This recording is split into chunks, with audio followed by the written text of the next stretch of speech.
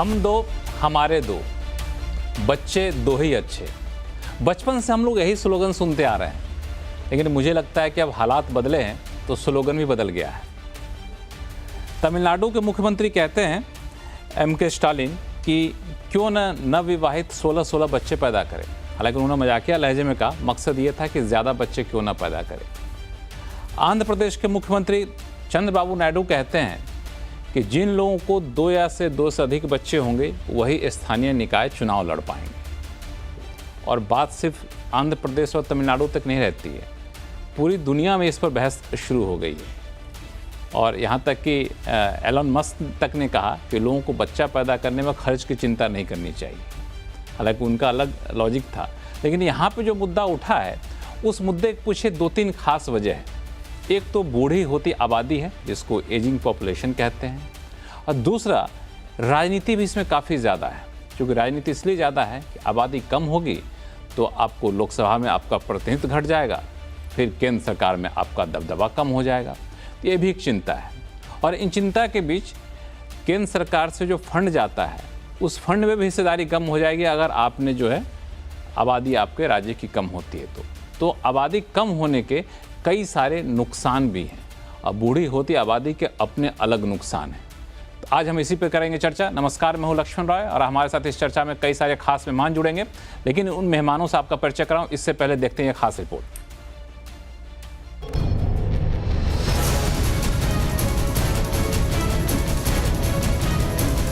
भारत की 140 करोड़ से ज्यादा आबादी को बोझ की तरह कम और डेमोग्राफिक डिविडेंड के तौर पर ज्यादा देखा जाता रहा है।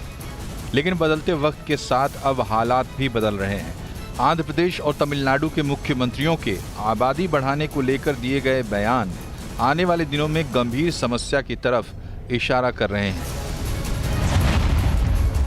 आंध्र प्रदेश के मुख्यमंत्री चंद्रबाबू नायडू ने राज्य में लोगों की बढ़ती औसत उम्र पर चिंता जताते हुए 2 या उससे ज्यादा बच्चे पैदा करने की अपील की। उन्होंने कहा कि जिनके पास 2 या उससे ज्यादा बच्चे होंगे वही लोग आगे जाकर स्थानीय निकाय का चुनाव लड़ पाएंगे। नायडू इसके लिए कानून बनाने की बात भी कर रहे हैं। नायडू के मुताबिक आंध्र में कई जिले ऐसे हैं जहां के गांवों में अब सिर्फ बुजुर्ग ही बचे हैं। अगर ऐसी स्थिति बनी रही तो 2047 तक गंभीर समस्या पैदा हो जाएगी। नायडू के मुताबिक आंध्र प्रदेश का फर्टिलिटी रेट गिरकर 1.6 हो गया है। ऐसे में हमें अपनी जनसंख्या को मैनेज करने की जरूरत है। आंध्र प्रदेश के पड़ोस में भी आबादी को लेकर चिंता हो रही है। तमिलनाडु के मुख्यमंत्री एम.के. स्टालिन ने भी घटती आबादी पर चिंता जताई है। स्टालिन ने कहा है कि पुराने समय में बुजुर्ग लोग नवविवाहित जोड़ों को 16 तरह की संपत्ति प्राप्त करने का आशीर्वाद देते थे। अब ऐसा कोई आशीर्वाद नहीं देता। अब लोग छोटे परिवार में विश्वास करने लगे हैं। हमारी आबादी कम हो रही है, इसका असर हमारी लोकसभा सीटों पर भी पड़ेगा। शायद अब समय आ गया है कि नवविवाहित जोड़े 16 बच्चे पैदा करें। आबादी के हिसाब से देखें तो नायडू और स्टालिन के बयान अपनी अपनी जगह सही लगते हैं। भारत का औसत फर्टिलिटी रेट 2.1 है, यानी देश में हर महिला औसतन 2 या उससे ज्यादा बच्चों को जन्म दे रही है। फिलहाल इस फर्टिलिटी रेट को लेकर कोई चिंता नहीं है, लेकिन अगर ये लंबे समय तक 2 के नीचे गिरता है तो ये जनसंख्या में गिरावट का संकेत देता है। दक्षिण भारत के राज्यों की चिंता इसी में छुपी है। दक्षिण भारत के 5 राज्यों का फर्टिलिटी रेट 2 के नीचे चला गया है। इसमें आंध्र प्रदेश का 1.70 और तमिलनाडु का फर्टिलिटी रेट 1.80 पर है। लेकिन ये मामला सिर्फ आबादी बढ़ाने तक सीमित नहीं लगता है। पिछले कुछ सालों में उत्तर बनाम दक्षिण को लेकर जो बहस छिड़ी है उसमें इसके सियासी मायने भी निकाले जा रहे हैं। 2026 के बाद परिसीमन होना है, जिसमें लोकसभा सीटों की संख्या आबादी के हिसाब से बढ़ेगी। इसके लिए 10 लाख की आबादी पर 1 लोकसभा सीट का फॉर्मूला बताया जा रहा है। लेकिन दक्षिण के राज्य आबादी के आधार पर सीट बढ़ाने के विरोध में हैं। उन्हें डर है कि इसके बाद राष्ट्रीय राजनीति में प्रभाव और कम हो जाएगा।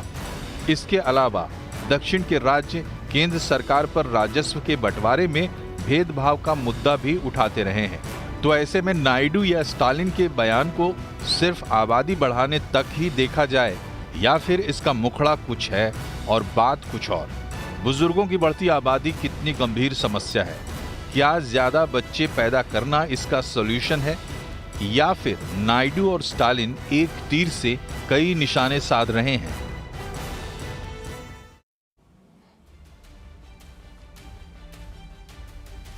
बिल्कुल, तो ये सारा जो मुद्दा है इसके सामाजिक मायने हैं, राजनीतिक मायने हैं और आर्थिक मायने भी हैं। इन सारे मुद्दों पर चर्चा करेंगे हम लोग और हमारे साथ जुड़े हुए हैं वरिष्ठ पत्रकार शेखर अय्यर साहब, अम्बेडकर यूनिवर्सिटी के professor Abhay Dubey, population control movement के founder Manu Gaur, population foundation of India की एग्जीक्यूटिव डायरेक्टर पूनम मुथरेजा और जेएनयू के पूर्व प्रोफेसर पीएम कुलकर्णी भी हमारे साथ बहुत जल्द जुड़ेंगे।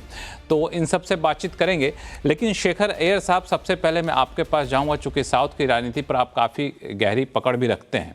अगर संविधान के अनुच्छेद 81 की बात करें, उसका इंटरप्रिटेशन ये निकाला जा रहा है कि अगर 10 लाख की आबादी पर एक लोकसभा में प्रतिनिधित्व होना चाहिए। इस हिसाब से देखें तो अभी केरल की अनुमानित आबादी जो है 3.57 करोड़ के आसपास है, 20 लोकसभा सीट है।